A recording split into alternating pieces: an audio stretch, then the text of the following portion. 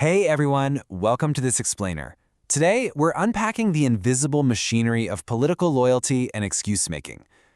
We usually think political systems are held up entirely by the folks making the big, loud decisions. But right beneath the surface, there's this massive, quiet ecosystem of justification. So today, we're going to be exploring those quiet saboteurs of truth who actually keep the whole machine running.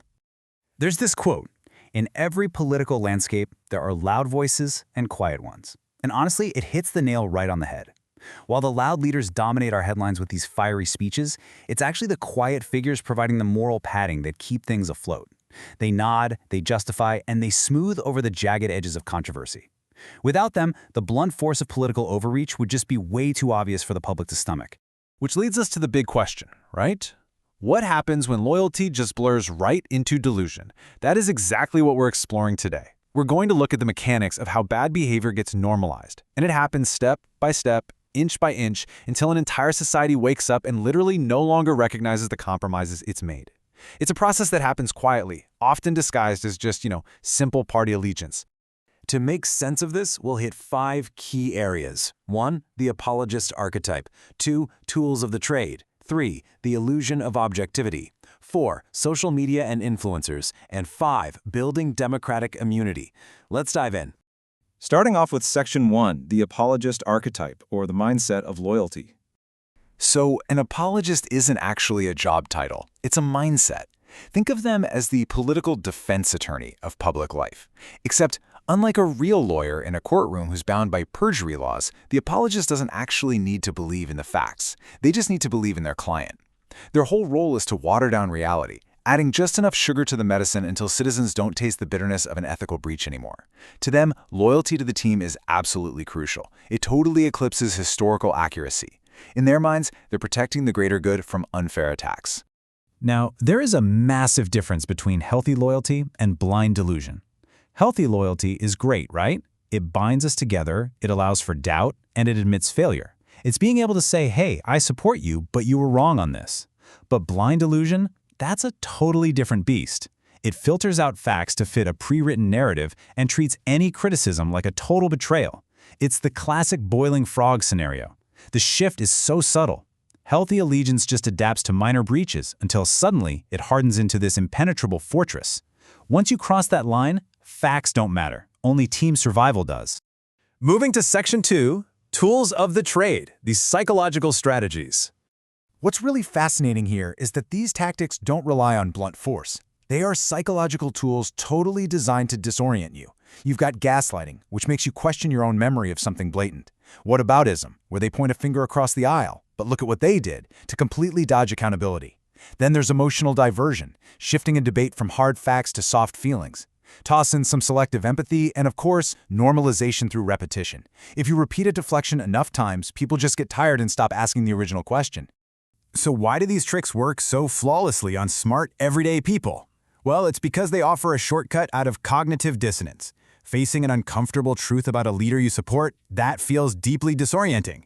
When a leader's actions clash with your self-image as a rational person, your brain feels threatened. So these tactics, they aren't about logic at all. They're about emotional comfort. They protect your identity, your pride, and your sense of belonging. It's basically an emotional panic room. Instead of changing their worldview to match the facts, people just change the facts to match their worldview. All right, Section 3, False Objectivity and the Illusion of Balance. I guarantee you've heard someone start a defense with this exact phrase. I don't support everything they do, but. We call this a rhetorical handshake. It creates a completely false sense of balance. By kicking things off with a mild, super agreeable concession, the apologist masks this deep, unwavering allegiance as level-headed analysis. It completely disarms you. It makes the speaker sound incredibly reasonable right before they go and justify the unjustifiable. It's literally a linguistic Trojan horse. The crucial point here is that when you mix ideology with personal identity, excuse-making actually becomes a form of armor. Psychologists call this identity fusion. If criticizing a leader feels like you are betraying your own identity, you will do some serious mental gymnastics to avoid making that critique. The excuses just become this cosmetic cover-up for a rotting foundation. You aren't just defending a politician anymore, you're defending who you think you are. And let's be real, human beings will fight to the bitter end to protect their sense of self. Pivoting to Section 4, Digital Apologists, our new battleground. On social media, the life cycle of an excuse moves at light speed. Step 1. An event sparks public outrage. Step 2. Apologists drop an emotional diversion, usually a meme.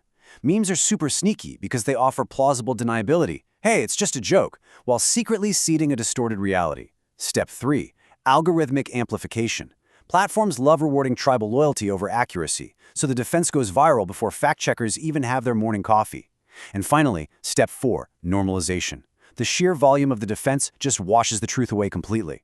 This whole cycle gave birth to the influencer apologist. These charismatic commentators completely bypass traditional editorial checks. Between sips of an iced coffee, they use a casual, relatable tone to slip hardcore ideological defenses right past our natural skepticism. They lean heavily on parasocial relationships. By prioritizing intimacy over authority, they make these really dangerous excuses feel like just a friendly chat. Because you feel like you know them, you drop your guard, and that makes their rationalization so much more contagious. Finally, Section 5, Democratic Immunity and How We Resist This. So, a healthy democratic system absolutely needs cultural antibodies to fight off this decay. We need uncompromising journalism that isn't afraid to ask the really hard questions. We need independent courts. But honestly, most importantly, we need civic endurance. We need citizens who refuse to tune out just because politics gets exhausting. That, combined with an active public memory, is how we reject false narratives. Because without civic endurance, exhaustion wins out and apologists thrive in that silence. We also really have to recognize the incredible power of the former apologist. Individuals who abandon a toxic regime to become truth-tellers, they offer us a vital map from the inside. They know exactly how to dismantle the machinery of excuse because, well, they used to operate it. Their transformation is profound proof that our minds aren't static and that conscience can actually survive deep indoctrination.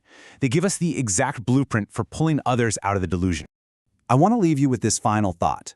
What we excuse today literally becomes the world we wake up to tomorrow.